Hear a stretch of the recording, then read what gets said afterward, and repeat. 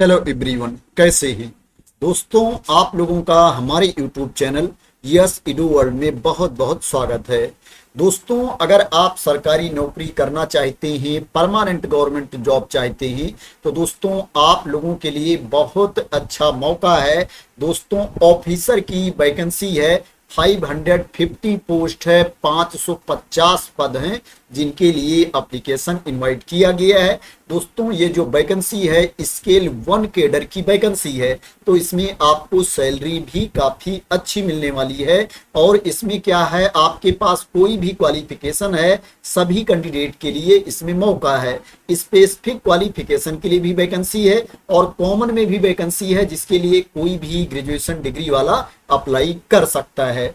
दोस्तों, बात करें इसमें एप्लीकेशन कब से स्टार्ट है, तो दोस्तों एप्लीकेशन ऑलरेडी स्टार्ट हो चुका है। जो एप्लीकेशन की लास्ट डेट है 30 अगस्त 2025 है। 30 अगस्त 2025 तक आप इसमें ऑनलाइन मोड में अप्लाई कर सकते हैं। दोस्तों, इसमें एग्जाम डेट के बारे में भी क्लियर मेंशन कर दिया गया है। इसमें जो फेज 1 का एग्जाम होगा वो 14 सितंबर 2025 को होगा और जो फेज 2 का एग्जाम होगा, मेन एग्जाम दोस्तों, वो 29 अक्टूबर 2025 होगा। पहले इसमें प्री एग्जाम होगा, प्रारंभिक परीक्षा होगी, वो 14 सितंबर को होगी। उसके बाद मेन एग्जाम होगा, वो 29 अक्टूबर का होगा। दोस्तों, यहाँ पर आप देख सकते हो वैकेंसी की डिटेल्स दी गई है। दोस्तों, यहाँ पर जो जर्नलिस्ट की वैकेंसी है, इसमें कोई भी ग्रेजुएशन वाला अभ्यर्थी अप्लाई कर सकता है। यहाँ पर जो मैं आप लोगों को इंफॉर्मेशन दूंगा, दोस्तों मैं आप लोगों को जर्नलिस्ट की वैकेंसी के बारे में इंफॉर्मेशन दूंगा। दोस्तों, यहाँ पर जो स्पेशलिस्ट की वैकेंसी है, अगर आप उसमें अप्लाई करना चाहते हैं तो दोस्तों ये पीडीएफ मैं अपने टेलीग्राम चैनल पर डाल दूंगा। दोस्तों, वहां से आप लोग इसको डाउनलोड कर लेना और डिटेल्स चेक कर लेना, जिसमें सभी कैंडिडेट अप्लाई कर सकते हैं। उसी के बारे में मैं आप लोगों को इंफॉर्मेशन दूंगा इस वैकेंसी में। और आप वैकेंसी देख सकते हो कि किस किस पोस्ट पर वैकेंसी है। रिस्क इंजीनियर्स की वैकेंसी है, इसमें जो नंबर ऑफ पोस्ट है 50 है। ऑटोमोबाइल इंजीनियर्स की वैकेंसी है, इसमें जो नंबर ऑफ पोस्ट है 75 है। लीगल स्पेशलिस्ट की वैकेंसी है, इसमें जो नंबर ऑफ पोस्ट है 50 है, 50 पद हैं। अकाउंट्स स्पेशलिस्ट की वैकेंसी है, इसमें जो नंबर ऑफ पोस्ट है 25 है, 25 पद हैं। एओ हेल्थ की वैकेंसी है, इसमें जो नंबर ऑफ पोस्ट है 50 है। आईटी स्पेशलिस्ट की वैकेंसी है, इसमें जो नंबर ऑफ पोस्ट है 25 है, 25 पद हैं। बिजनेस एनालिस्ट की वैकेंसी है, इसमें जो नंबर ऑफ पोस्ट है 75 है।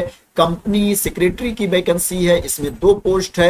एक्चुरियल स्पेशलिस्ट की वैकेंसी है, इसमें जो नंबर ऑफ पोस्ट है 5 है, 5 पद हैं। और जर्नलिस्ट की वैकेंसी है, इसमें जो नंबर ऑफ पोस्ट है 193 है, 193 पद हैं। जो टोटल नंबर ऑफ वैकेंसीज है, टोटल नंबर ऑफ पोस्ट है 550 है, 550 पद हैं जिनके लिए एप्लीकेशन इनवाइट किया गया है। अब बात करें कि आपके पास क्वालिफिकेशन क्या होना चाहिए, तो आपके पास सिंपल ग्रेजुएशन की डिग्री होनी चाहिए, स्नातक की डिग्री होनी चाहिए जर्नलिस्ट की पोस्ट के लिए। और जो आपके पास स्नातक की डिग्री होनी चाहिए, उसमें यहाँ पर प्रतिशत भी मांगा गया है, परसेंटेज भी मांगा गया है। 60% आपके अंक होने चाहिए ग्रेजुएशन में। अगर क्या है, आप रिजर्व कैटेगरी में नहीं आते हैं, अनरिजर्व कैटेगरी में आते हैं, जिनको छूट नहीं मिलती है। और जो एससी कैटेगरी के कैंडिडेट हैं, एसटी कैटेगरी के कैंडिडेट हैं, पीडब्ल्यूबीडी कैटेगरी के कैंडिडेट हैं, उनको 5% की छूट दी गई है, 5% की छूट दी गई है। तो उनके अगर 55% अंक हैं ग्रेजुएशन डिग्री में, तो भी वो इसमें अप्लाई कर सकते हैं। जो आपके पास क्वालिफिकेशन होना चाहिए, 1 अगस्त 2025 को आपके पास ग्रेजुएशन की डिग्री होनी चाहिए, आपके पास ये क्वालिफिकेशन होना चाहिए। जो स्पेशलिस्ट की वैकेंसी है, उसके बारे में भी यहाँ पर इंफॉर्मेशन दी गई है, आप देख सकते हो। इसमें प्रोबेशन पीरियड भी है। इनिशियल में आप 1 साल के लिए प्रोबेशन पीरियड पर रखे जाओगे। और क्या है, अगर जरूरत पड़ेगी तो जो प्रोबेशन पीरियड है उसको आगे बढ़ाया भी जा सकता है। अगर आपका सिलेक्शन हो जाता है तो प्रोबेशन पीरियड को लेकर के आपको कम से कम 4 साल की सेवा देनी पड़ेगी। 4 इयर्स आपको नौकरी इसमें करनी पड़ेगी। इसके लिए आपको बॉन्ड साइन करना पड़ेगा। बात करें इसमें आपको सैलरी कितनी मिलेगी, तो दोस्तों इसमें जो बेसिक पे है 50,925 रुपए है, 50,925 रुपीज इसमें बेसिक पे है। इसमें जो आपको लगभग सैलरी मिलेगी 90,000 रुपए पर मंथ आपको स्टार्टिंग में सैलरी मिलेगी। 90,000 पर मंथ आपको जो मेट्रो सिटीज हैं उनमें आपको सैलरी मिलेगी। लोकेशन वाइज थोड़ी बहुत सैलरी घट बढ़ भी सकती है। बात करें ये वैकेंसी कहां पर निकली है, तो दोस्तों ये जो वैकेंसी निकली है दी new India assurance company limited के अंतर्गत वैकेंसी निकली है। ये ऑफिशियल वेबसाइट है दोस्तों। ये कंपनी भारत सरकार के अंतर्गत आती है, गवर्नमेंट ऑफ इंडिया की अंडरटेकिंग कंपनी है दोस्तों। और ये इंश्योरेंस की कंपनी है, जनरल इंश्योरेंस की कंपनी है, जहां पर एप्लीकेशन इनवाइट किया गया है। 550 पोस्ट है दोस्तों। बात करें इसमें आपकी एज कितनी होनी चाहिए, तो इसमें अप्लाई करने के लिए जो मिनिमम एज है 21 इयर्स है, 21 साल न्यूनतम उम्र सीमा है। और जो अपर एज लिमिट है 30 इयर्स है, 30 साल अधिकतम उम्र सीमा है। और जो एज की गणना की जाएगी 1 अगस्त 2025 को एज की गणना की जाएगी। इसमें अपर एज लिमिट में छूट भी दी जाएगी, जो छूट की क्राइटेरिया के अंतर्गत आते हैं। मैं बता देता हूं कि किसको कितनी छूट दी जाएगी।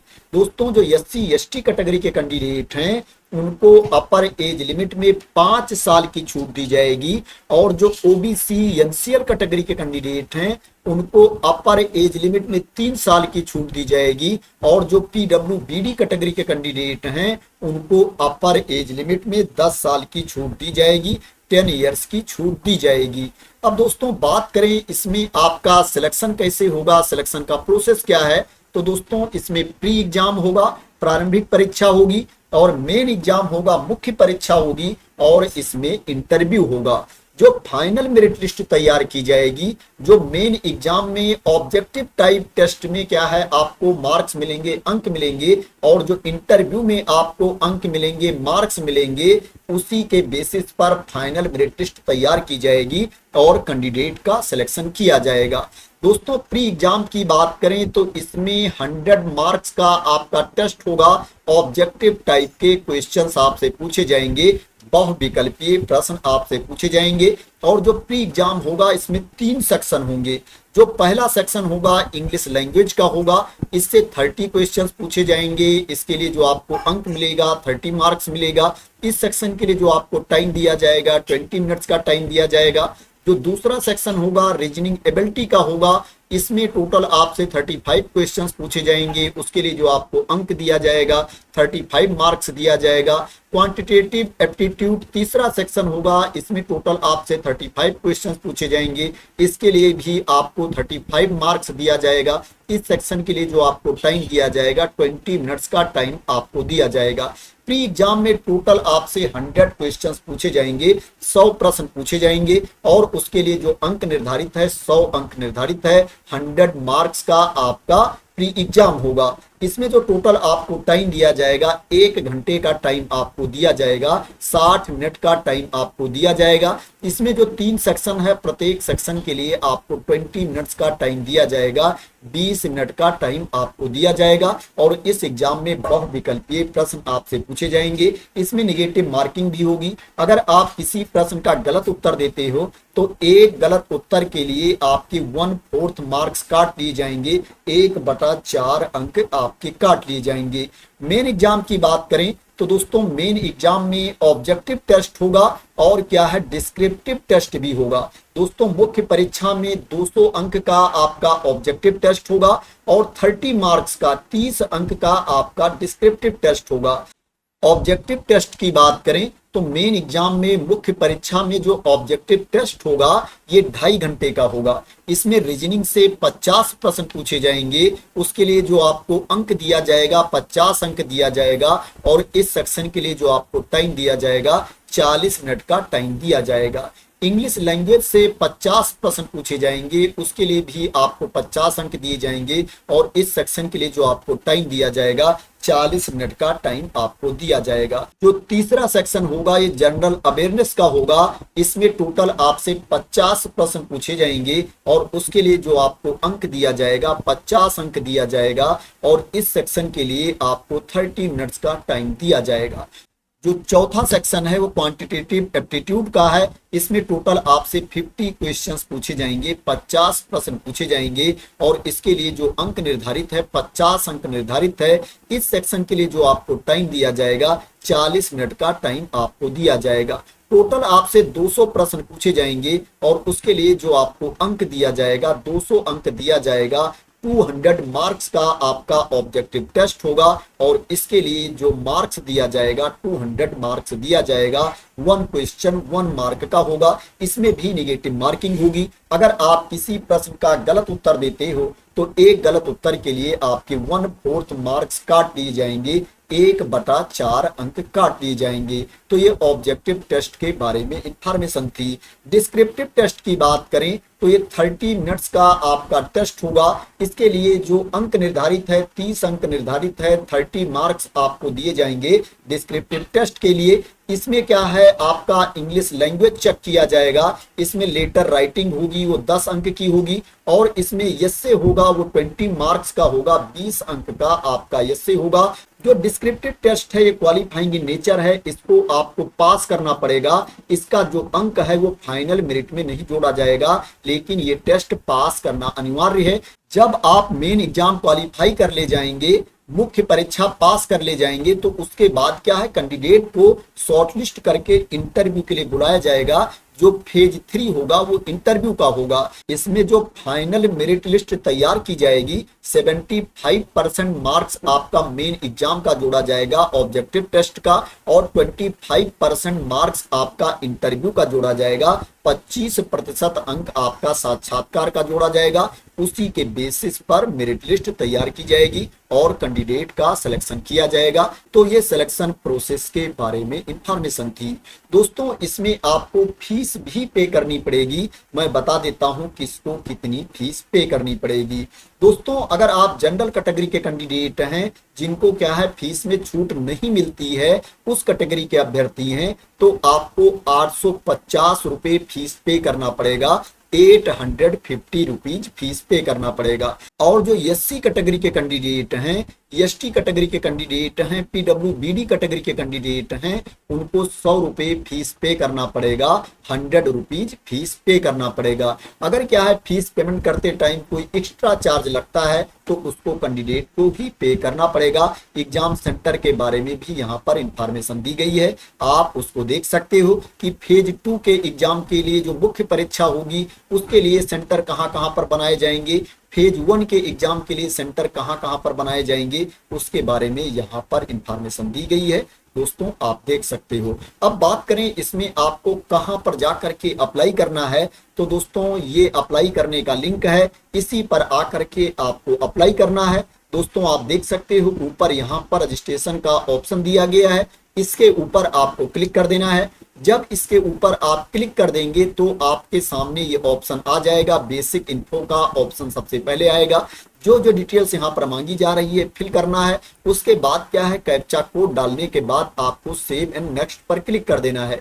इसी तरह से यहाँ पर जितने भी स्टेप हैं आपको सही कंप्लीट कर लेना है। सावधानी पूर्वक आपको पूरी डिटेल्स यहाँ पर फिल करनी है। तो इस तरह से इस पेज पर आकर के आप ऑनलाइन रजिस्ट्रेशन कर सकते हैं, ऑनलाइन मोड में अप्लाई कर सकते हैं। दोस्तों ये जो अप्लाई करने का लिंक है इसको भी मैं अपने टेलीग्राम चैनल पर डाल दूंगा। दोस्तों वहां से आप लोग इस लिंक को कॉपी कर सकते हैं और किसी भी ब्राउजर में ओपन करके रजिस्ट्रेशन कर सकते हैं और ऑनलाइन मोड में अप्लाई कर सकते हैं। तो दोस्तों ये भारत सरकार के अंतर्गत आने वाली कंपनी में, सेंट्रल गवर्नमेंट के अंतर्गत आने वाली कंपनी में वैकेंसी निकली है। और दोस्तों जो पोस्ट है ऑफिसर की पोस्ट है, इसमें आपको सैलरी काफी अच्छी मिल रही है। तो दोस्तों आशा करते हैं कि आपको इस वैकेंसी के बारे में क्लियरिटी मिल गई होगी और आप लोग मेरे द्वारा दी गई इंफॉर्मेशन से सेटिस्फाई होंगे। दोस्तों अगर आप लोग इसी तरह की इंपॉर्टेंट अपडेट चाहते हैं इंफॉर्मेशन चाहते हैं, वैकेंसी की न्यूज चाहते हैं, तो दोस्तों आप लोग मेरे चैनल को सब्सक्राइब कर लेना अगर अभी तक सब्सक्राइब ना किया हो। और दोस्तों अगर आप लोगों को लगता है कि मैंने आप लोगों को सही इंफॉर्मेशन दी है, क्लियर इंफॉर्मेशन दी है, तो इस वीडियो को आप लोग लाइक और शेयर भी कर देना। तो थैंक यू सो मच दोस्तों फॉर वॉचिंग।